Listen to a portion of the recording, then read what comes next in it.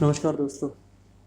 आज हम बात करेंगे आरबीआई द्वारा जो लिस्ट जारी हुई है as per the RTI act, और उसमें जो 68,000 के बैंक लोन राइट ऑफ का घमासान जो चल रहा है, और समाज के बीच में जो एक राइट ऑफ और वेवर ऑफ को लेकर के दुविधा सी बनी हुई है। तो मुझे लगा कि क्यों ना लोगों के साथ डिस्कस किया जाए कि राइट ऑफ क्या होता है, और क्या वास्तव में वो लोन डूबत है, और आरबीआई का इसमें क्या इन्वॉल्वमेंट है।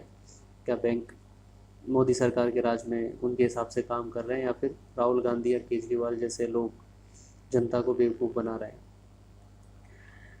एक्चुअली में सितंबर 2019 में मोदी सरकार ने विलफुल डिफ़ॉल्टर्स को बैंक्स की बुक्स में राइट ऑफ किया था। ये सितंबर 2019 की बात है, जो कि अप्रोक्सी 68,000 करोड़ रुपए का था। तब से ही राहुल गांधी जी 50 विलफुल डिफ़ॉल्टर्स की लिस्ट मांग रहे थे कि जिससे सरकार को घेर सके, और वो आज आ गई है, तो वो आज घेर रहे हैं। एक्चुअली में ये साकेत गोखले जी ने मार्च 2020 में आरटीआई जारी की थी, जिन्होंने उन्होंने 50 अपमोस्ट विलफुल डिफ़ॉल्टर की लिस्ट मांगी थी, जो कि 24 अप्रैल 2020 को आई।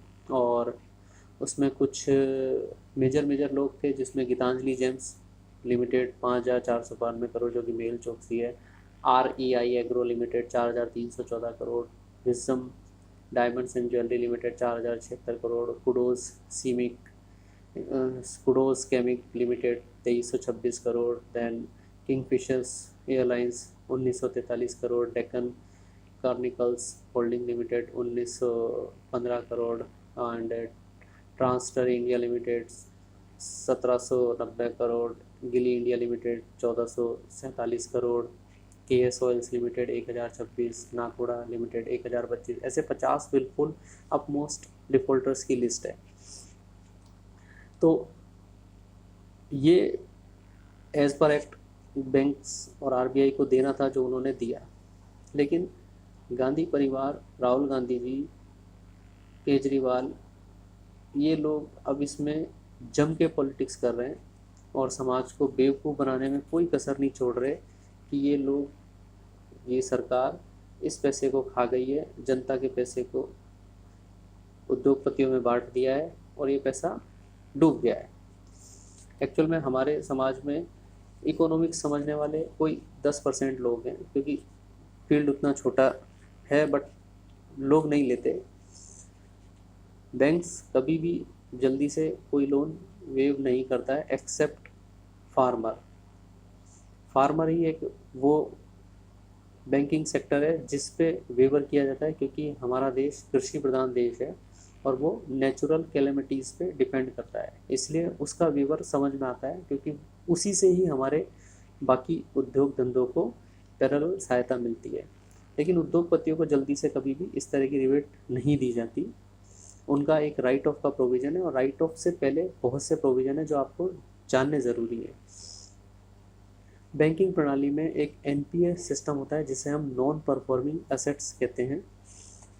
नॉन परफॉर्मिंग एसेट्स का मतलब ये होता है कि जब भी बैंक कोई भी लोन एडवांस जारी करता है, तो उसको रीपेमेंट्स एक सच्चे टाइम ईएमआई के रूप में दिए जाते हैं, और जब वो ईएमआई या फिर इंस्टॉलमेंट नहीं दी जाती, तो सर्टेन पीरियड बाद उस लोन की कैटेगरी डिफाइन की जाती है। फॉर एन एग्ज़ाम्पल, अगर एक लोन को रीपेमेंट ड्यू होने के बाद से 90 दिनों तक अगर पे नहीं किया जाए, यानी कि मंथली मासिक के हिसाब से अगर 3 किस्तें नहीं दी जाए, तो उस अकाउंट्स को एसएमए अकाउंट कहा जाता है, यानी स्पेशल मेंशन अकाउंट।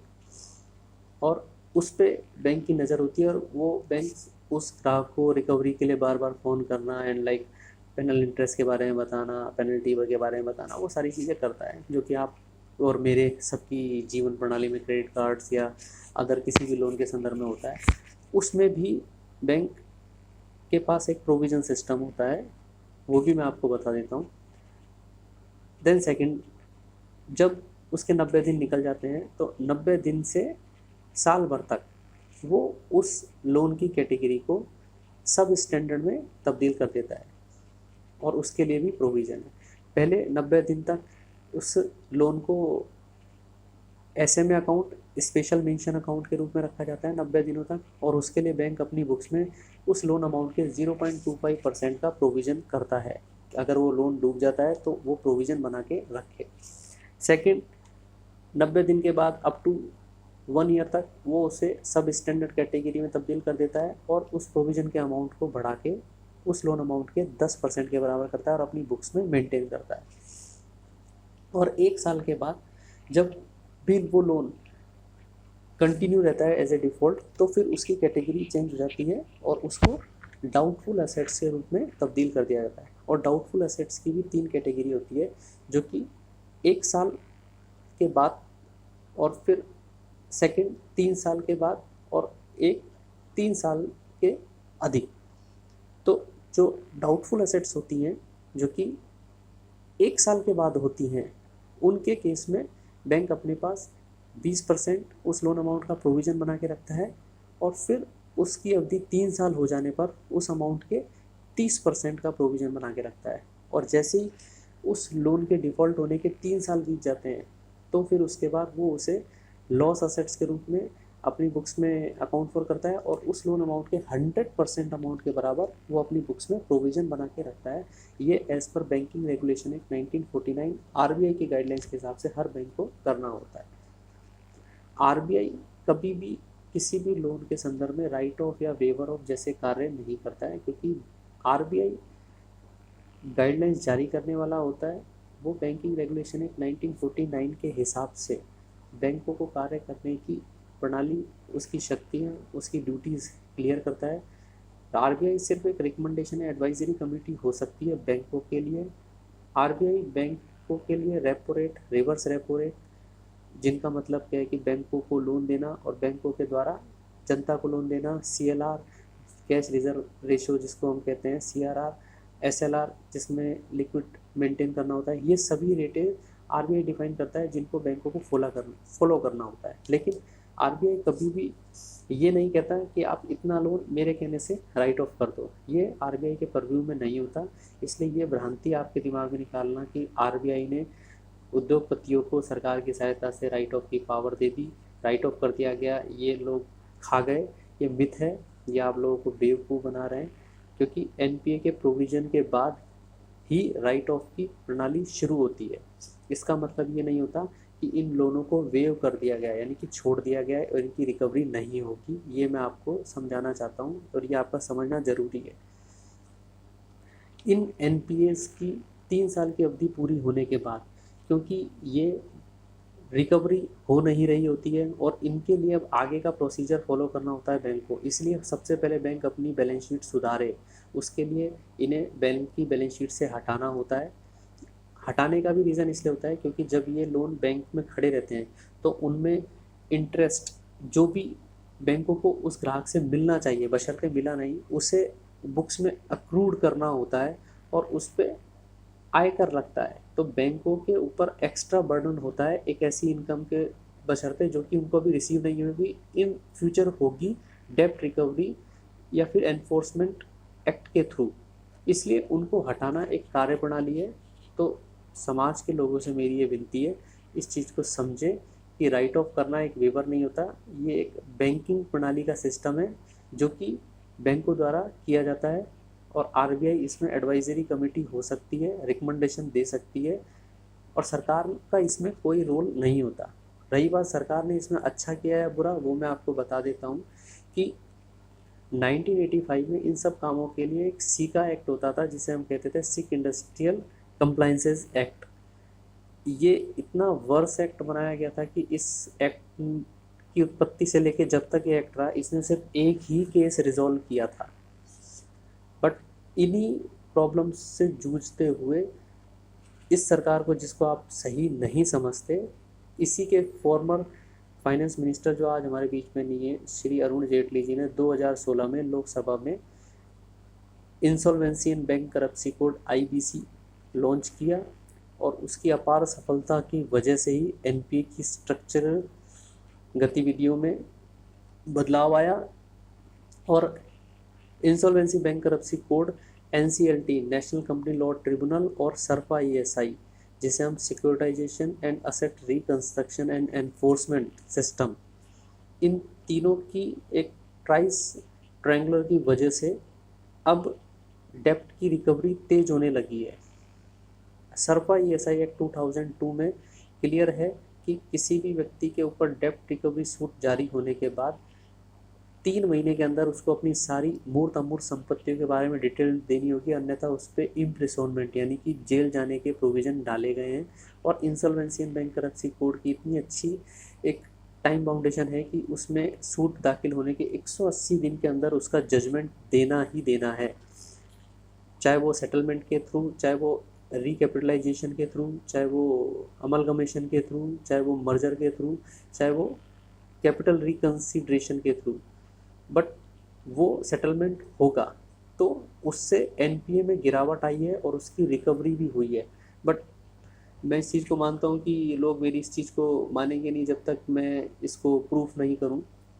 मैं आपको बता देना चाहता हूँ कि इंसॉल्वेंसी बैंकरप्सी कोड 2016 में आने के बाद एसआर स्टील से जिसका डेप्ट था 490 बिलियन 42,000 करोड़ की रिकवरी हुई है, और भूषण स्टील जिस पे 440 बिलियन का डेप्ट था उससे 36,400 करोड़ की रिकवरी हुई है, और इलेक्ट्रो स्टील जिस पे 130 बिलियन का डेप्ट था उसे वेदांता इंडिया लिमिटेड द्वारा एक्वायर कर लिया गया है।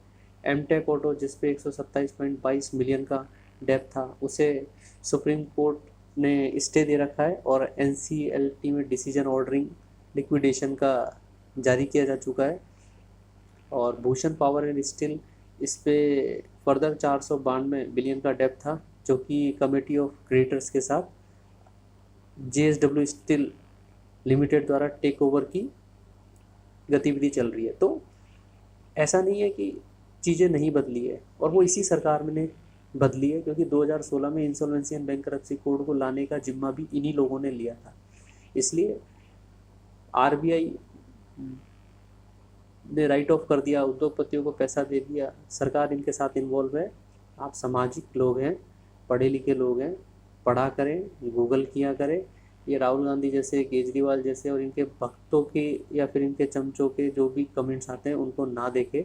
ये जो भी मैं आपको आंकड़े दे रहा हूँ ये गूगल पे हैं, आरबीआई की जो पब्लिकेशंस हैं उनको पढ़े। मैंने भी वहीं से पढ़ के आपको ये वीडियो बना के दिया है।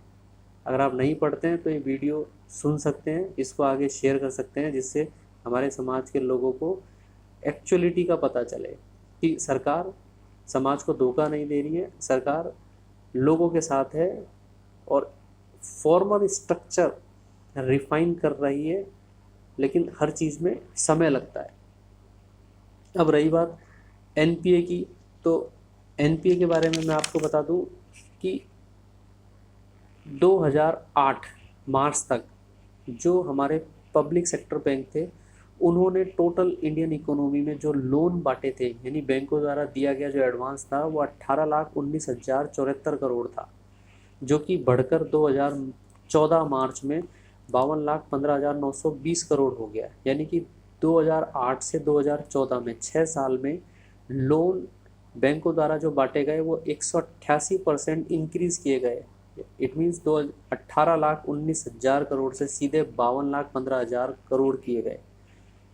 फिर उसके बाद 2015 में इस सरकार के आने के बाद असेट्स क्वालिटी रिव्यू कमेटी बनाई गई, जिसका काम ये था कि रिकवरी, रेजोल्यूशन और रिकैपिटलाइजेशन जैसे रिफॉर्म स्टेप उठाते हुए एनपीए की व्यवस्था को सुधारा जाए और उनमें दुरुस्ती की जाए।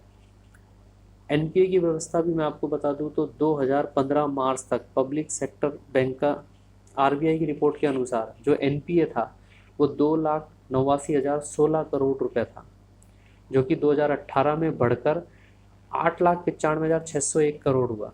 यानी कि 2015 के बनस्पत 2018 में 3 सालों में 220% का एनपीए हुआ। और उसका रीज़न देख रहे हैं आप, उन 2008 से 2014 6 सालों में 188% एक्सेस दिए गए इकोनॉमिक लोन थे जिन्होंने एनपीए के रेशो को बढ़ाया था। और एक चीज़ हमेशा ध्यान रखिए, जो मैंने आपको एनपीए के प्रोविजंस बताए उसके हिसाब से किसी भी लोन को राइट ऑफ तभी किया जाता है जब उसकी रीपेमेंट कैपेसिटी नहीं हो और उसने उसे ड्यू करते हुए 3 से 4 साल निकाल दिए हों। यानी अगर इस सरकार ने 2019 में राइट ऑफ करने का डिसीजन लिया है, एनपीए की व्यवस्था सुधारने, बैंकों की बैलेंस शीट सही करने, डेब्ट रिकवरी सूट्स को तेज करने और एनफोर्समेंट्स के राइट्स को तेज करने के लिए अगर व्यवस्थाएं की गई हैं, तो वो 2019 में जब लिया गया है तो वो सभी ऐसे लोन हैं जिनका रीपेमेंट 2015 के लमसम या 2014 के एंड में रुक गया हो, यानी उनका रीपेमेंट बैंकों को देना उन एसएससीज ने बंद कर दिया हो। तो ऑब्वियसली आप दिमाग लगाइए कि वो लोन किसने दिए होंगे और कब दिए होंगे और कितने दिए होंगे, क्योंकि अगर 2019 में 68,000 करोड़ का एनपीए राइट ऑफ के लिए सरकार ने कहा है तो लगभग 2015 के आसपास ही उन्होंने रीपेमेंट रोकना शुरू किया होगा, तभी तो 3 साल तक उनको एनपीए के स्ट्रक्चर में रखा गया, फिर लॉस असेट्स में कन्वर्ट किया गया, फिर उनको राइट ऑफ के लिए डिसीजन आए जिससे कि उनकी डेब्ट रिकवरी स्टार्ट की जा सके और इंसॉल्वेंसी बैंकरप्सी कोर्ट में केस फाइल किए जा सके। तो सिस्टमेटिक अप्रोच को समझो। ये लोग आपको आधी चीज़ें बताते हैं, सिर्फ एक सिंगल कमेंट मारते हैं और आप उसको फॉरवर्ड करने लग जाते हो। आपको तो पता ही नहीं होता कि एनपीए क्या होता है और व्यवस्थाएं कैसे चल रही हैं। इसीलिए मैं आपको इस वीडियो से बता रहा हूँ कि इस सरकार ने आपके साथ गलत नहीं किया है। पास्ट की सरकारों ने जो गलत किया है, ये सरकार वो चीज़ें सही कर रही है। आपको ये लगता है कि राइट ऑफ हो गए तो रिकवरी नहीं होती है, तो मैं आपको बता दूं, जो मैंने आपको इंसॉल्वेंसी बैंकरप्सी कोड के अनुसार जो रिकवरी हुई है वो भी बताई, और आंकड़ों के हिसाब से जो आरबीआई की रिपोर्ट है, मार्च 2018 में 8,95,601 करोड़ के एनपीए थे, जो कि मार्च 2019 में 8,06,412 करोड़ रहे। यानी कि एनपीए में भी गिरावट आई है, जो कि 89,189 करोड़ की रिकवरी थी, और ये बहुत अच्छा आंकड़ा है बीते एक साल में। और बीते 4 सालों की बात करूं तो मार्च 2019 की रिपोर्ट के हिसाब से बीते 4 सालों में 3,59,046 करोड़ रुपए के एनपीए की रिकवरी हुई है। तो पूरे वीडियो को आप सुनेंगे तो आपको चीज़ें पता चलेंगी कि सिर्फ एक सिंगल कमेंट जो ये राहुल गांधी जी खड़े होकर के बोल देते हैं वो नहीं है। सच्चाई ये है जो मैं इस वीडियो में आपको पूरी बता रहा हूँ। दूसरी चीज़, ये इस चीज़ को कहते हैं कि किसानों के लिए कुछ नहीं किया, तो किसानों के लोन राइट ऑफ नहीं किए जाते, वो वेव किए जाते हैं। उसके पीछे कारण ये होता है कि उद्योगपतियों का लोन जब राइट ऑफ किया जाता है तो उनके पास वो पूंजीपति होते हैं, उनके पास मकान, दुकान, विलास, होटल्स, कई तरह के इन्वेस्टमेंट स्ट्रक्चर होते हैं। तो जब भी डेब्ट रिकवरी सूट फाइल किया जाता है तो उनके पास बिकवाली करने के लिए, कुर्की करने के लिए बैंक के पास चीज़ें होती है और उन्हें देने के लिए बैंकों के पास कुछ होता है।